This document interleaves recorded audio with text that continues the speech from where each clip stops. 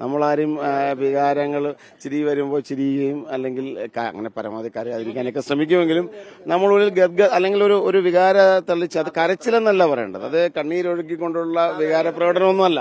20 വർഷക്കാലം തുടർച്ചയായിട്ട് ഒരു ജനപ്രതിനിധി ഉണ്ടായിട്ടും ഇവിടെ KSRTC ഇപ്പോഴൊരു ഗർത്തമാണ്, ഒരു ശിലയുണ്ട് എന്നുള്ളതാണ് സങ്കല്പം. കായംകുളത്തെ UDF സ്ഥാനാർത്ഥി M. ലിജു റിപ്പോർട്ടർ രവിക്കൊപ്പമുണ്ട്. ഇപ്പൊ എങ്ങനെയാണ് തെരഞ്ഞെടുപ്പ് പ്രചരണം മുന്നോട്ട് പോകുന്നത്? ഇതിനിടയിൽ അങ്ങക്ക് അനുകൂലമായൊരു വികാരം ഉണ്ടായിരുന്നു, അതിനിടയിലാണ് ഈ പ്രതികരണവും പരാമർശവും വരുന്നത്. അത് പ്രതികൂലമായി എന്ന് കരുതുന്നുണ്ടോ? കായംകുളം നിയോജകമണ്ഡലത്തിൽ UDFനും എനിക്കും അനുകൂലമായ സ്ഥാനാർത്ഥി എന്നല്ല എനിക്കും അനുകൂലമായ വികാരം ഇപ്പോഴും ഉണ്ടെന്നാണ് ഞാൻ കരുതുന്നത്. ഞങ്ങൾ ജയിക്കുമെന്ന ഉറച്ച വിശ്വാസമുണ്ട്.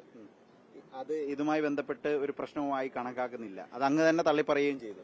അതെ, വിവാദം എന്ന് പറയുമ്പോൾ ഞങ്ങളുടെ ഒരു മീറ്റിംഗിൽ UDFന്റെ ഒരു നേതാവിന്റെ പ്രസംഗത്തിലെ പരാമർശങ്ങൾ ശരിയായില്ല. അത് അറിഞ്ഞപ്പോൾ തന്നെ ഞങ്ങൾ അതിനെ നിഷേധിച്ചു. എന്ന് പറഞ്ഞാൽ അത് തെറ്റാണ് എന്ന് പറഞ്ഞു, അതിനെ അപലപിച്ചു, അതിൽ പരസ്യമായ ഖേദപ്രകടനവും നടത്തി.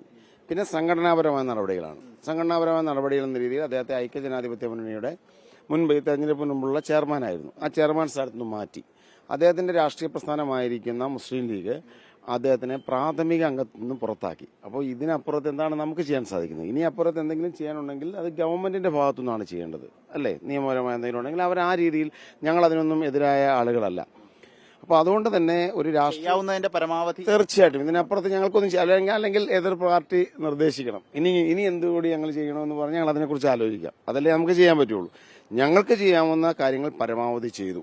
ഞാൻ അതോടൊപ്പം ഒരു കാര്യം കൂടി കൂട്ടിച്ചേർക്കുകയാണ്. ഇത് ഞങ്ങളതിനെ ന്യായീകരിക്കാൻ വേണ്ടി പറയുന്നതല്ല, പക്ഷെ സമാനമായ സാഹചര്യങ്ങളിൽ എങ്ങനെയാണ് എതിർ പാർട്ടി പ്രവർത്തിച്ചിട്ടുള്ളത്? ഇവിടുത്തെ സ്ഥാനാർത്ഥിയായിരുന്നു അരിതാ ബാബു, വളരെ ചെറുപ്പക്കാരിയായ ഒരു പെൺകുട്ടിയാണ്. എത്രമാത്രം കടുത്ത ആക്ഷേപങ്ങൾ നേരിടേണ്ടി വന്നു. അവരുടെ തൊഴിലുമായി ബന്ധപ്പെട്ട് തന്നെ അവരെ ആക്ഷേപിച്ചു. ബഹുമാനിയായ ശ്രീമതി KK രമ ആസ്ഥാന വിധവ എന്ന തരത്തിലേക്ക് നമുക്കൊരിക്കലും ഒരു മനുഷ്യന് പറയാൻ പറ്റാത്ത രീതിയിലുള്ള പരാമർശങ്ങളാണ് നടത്തിയിട്ടുള്ളത്.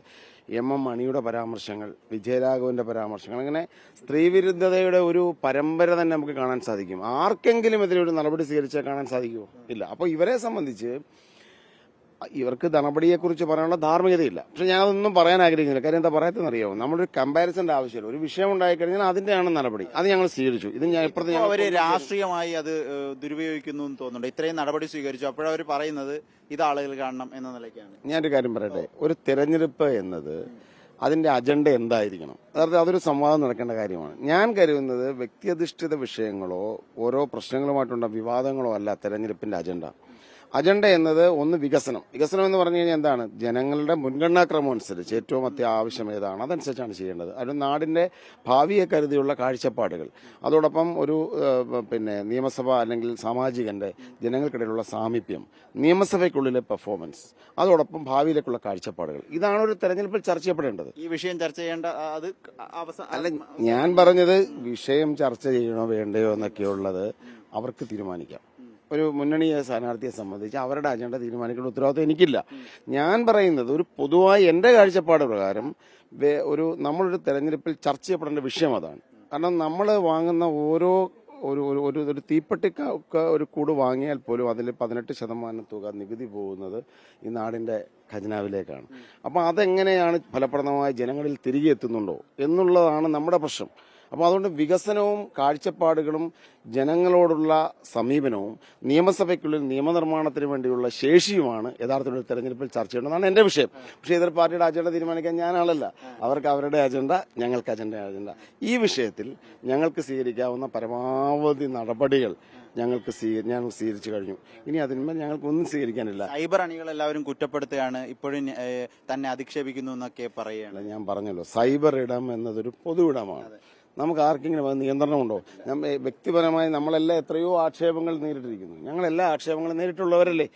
വിമർശനങ്ങളും ആക്ഷേപങ്ങളും ഒക്കെ ഉണ്ട്. കാരണം അതെന്ന് പറയുന്നത് എന്താണ്? ഒരു പരിധി വിട്ടാൽ നമുക്ക് ചെയ്യാൻ ഞങ്ങളുടെ അണികളോട് പറയുന്നത് വ്യക്തിയധിഷ്ഠിതമാകരുത്. വികസനത്തിലും രാഷ്ട്രീയത്തിലുമാകണം എല്ലാ ചർച്ചകളും വിമർശനങ്ങളും.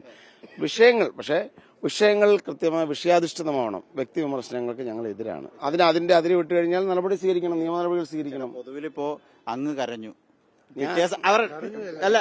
വിതുമ്പി പിറ്റേ ദിവസം, അങ്ങനല്ല, ഞാൻ മോശാർത്ഥത്തിൽ പറഞ്ഞല്ല, പിറ്റേ ദിവസം പ്രതിഭാരി കരയുന്നു. ഇത് ശരിക്കും വൈകാരികമായി ഇത് എങ്ങോട്ടാണ് ഈ കായംകുളം പോകുന്നത് പുറത്തുനിന്ന് അങ്ങനെയല്ല, അങ്ങനെ പറയരുത്. അതായത് അതിന്റെ പശ്ചാത്തലം എന്താണ്? അതായത് ഞാൻ എന്റെ തിരഞ്ഞെടുപ്പ് കൺവെൻഷനിൽ എന്റെ സഹപ്രവർത്തകർ കുടുംബാംഗങ്ങളെ പോലെ നിൽക്കുന്ന ഒരു കൺവെൻഷനിൽ സംസാരിച്ചപ്പോൾ എന്റെ രാഷ്ട്രീയ ജീവിതത്തെക്കുറിച്ച് സംസാരിച്ചു. എന്റെ രാഷ്ട്രീയ ജീവിതത്തിൽ തെരഞ്ഞെടുപ്പ് പരാജയങ്ങൾ ഉണ്ടായെന്നൊരു സത്യമാണ്, നമ്മൾ മറച്ചു വെക്കേണ്ട കാര്യമില്ലല്ലോ. ഞാൻ 3 തെരഞ്ഞെടുപ്പുകളിൽ പരാജയപ്പെട്ടു. അപ്പം ഞാൻ അവിടെ സംസാരിച്ച എന്റെ പ്രവർത്തകരോടും സഹപ്രവർത്തകരോടും ചോദിച്ചൊരു കാര്യം, നമുക്കൊരു രാഷ്ട്രീയ പ്രവർത്തകൻ എന്ന നിലയിൽ പരാജയങ്ങളും പാഠമാണ്. പക്ഷേ എങ്കിലും നമുക്ക് ചെയ്യാൻ സാധിക്കാൻ പറ്റുന്ന എന്താണ്? നമുക്ക് പരമാവധി സത്യസന്ധമായ രാഷ്ട്രീയ പ്രവർത്തനം നടത്താം, ജനങ്ങൾക്കൊപ്പം നിൽക്കാം, ജനകീയ വിഷയങ്ങൾ വരുമ്പോൾ ശക്തമായി പ്രതികരിക്കാം, പ്രക്ഷോഭങ്ങളിൽ പങ്കെടുക്കാം, അതോടൊപ്പം തന്നെ വിഷയങ്ങളെ നന്നായി പഠിച്ച് അതിനെക്കുറിച്ച് ഇതല്ലേ ഒരു രാഷ്ട്രീയ പ്രവർത്തനം എന്നതിൽ എനിക്ക് ചെയ്യാൻ സാധിക്കുകയുള്ളൂ. ഇത് മാത്രമാണ് ഞാൻ സംസാരിച്ചത്. അപ്പോൾ സംസാരിച്ചപ്പോൾ സ്വാഭാവികമായും മനുഷ്യരാണ്, നമ്മളാരും വികാരങ്ങൾ ചിരി വരുമ്പോൾ ചിരിയുകയും അല്ലെങ്കിൽ അങ്ങനെ പരമാവധി കരയാതിരിക്കാനൊക്കെ ശ്രമിക്കുമെങ്കിലും നമ്മളുള്ളിൽ അല്ലെങ്കിൽ ഒരു വികാര തള്ളിച്ച് അത് കരച്ചിലെന്നല്ല പറയേണ്ടത്, അത് കണ്ണീരൊഴുക്കിക്കൊണ്ടുള്ള വികാര പ്രകടനമൊന്നുമല്ല, ഒന്നുമില്ല. എനിക്ക് ആ സമയത്ത് എന്റെ ഈ പറഞ്ഞ കാര്യങ്ങൾ വിശദീകരിച്ചപ്പോൾ 5ാം ക്ലാസ്സിൽ ക്ലാസ് ലീഡറായി മത്സരിച്ച് തുടങ്ങി, അല്ലെങ്കിൽ കാർത്തിപ്പള്ളി സെന്റ് തോമസ് ഹൈസ്കൂളിൽ തുടങ്ങിയതാണ് രാഷ്ട്രീയ പ്രവർത്തനം. അപ്പോൾ വർഷങ്ങൾ കഴിഞ്ഞു. അപ്പോൾ ഇത്രയും കാലത്തെ ജീവിതത്തെക്കുറിച്ചും രാഷ്ട്രീയത്തെക്കുറിച്ചും ചിന്തിക്കുമ്പോൾ മനസ്സിൽ അല്പം ഒരു വൈകാരികത കടന്നുപോയെങ്കിൽ അത് സ്വാഭാവികം മാത്രമാണ്. അതിനപ്പുറത്ത് അതൊരു ഞാൻ പറഞ്ഞല്ലോ, നിങ്ങളെ ഈ തെരഞ്ഞെടുപ്പിൽ അത് ചർച്ച ചെയ്യണ്ട വിഷയമല്ല, അതെന്റെ വിഷയമല്ല. നിങ്ങൾ വികസനവും കാഴ്ചപ്പാട്, വികസനം മാത്രമല്ല വികസനവും നിലപാടുകളും നിയമസഭയ്ക്കുള്ള പ്രശ്നങ്ങളും നമ്മളൊരു പൊതു വിഷനാണ് ചർച്ച ചെയ്യപ്പെടേണ്ടത്. ദയവായിട്ട് അതുകൊണ്ട് ഞാൻ വിതുമ്പിയതല്ല ഇവിടുത്തെ വിഷയം, അത് വിതുമ്പലൊക്കെ അവിടെ നിന്നോട്ടെ. താലൂക്ക് ഇവിടുത്തെ കായംകുളത്തിന്റെ താലൂക്ക് ചർച്ച ചെയ്യുക, ഹൈവേ ചർച്ച ചെയ്യുക.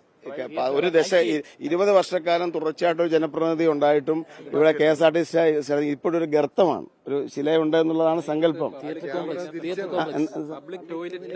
ടോയ്ലറ്റുകളില്ല, കന്നീസാക്കടവ് പാലം, നിരവധി പ്രശ്നം, പോളിടെക്നിക്കൽ ഇതെല്ലാം എല്ലാം ഒരു മനുഷ്യന്റെ ഒരു കായംകുളം എന്ന് പറയുന്ന ഒരു കാലഘട്ടത്തിലെ ഗതകാല പ്രൗഢിയുടെ കേന്ദ്രമായിരുന്നു, അല്ലേ? ഒരു ഇതായിരുന്നു കായംകുളം. തിരിച്ചുകൊണ്ടുവരും ലിജു, തീർച്ചയായിട്ടും ലിജു എന്നല്ല, UDF-ഉം ഇവിടുത്തെ ജനങ്ങളും അങ്ങനെയാണ്. ഞാനൊരു പേഴ്സണൽ അജണ്ട ഒന്നും പറയാൻ. ഏതായാലും കൃത്യമാണ് നിലപാട്. വീഡിയോ ചാനൽ സജിത്തിനൊപ്പം reporter Adil Palode, in reporter Alappuzha.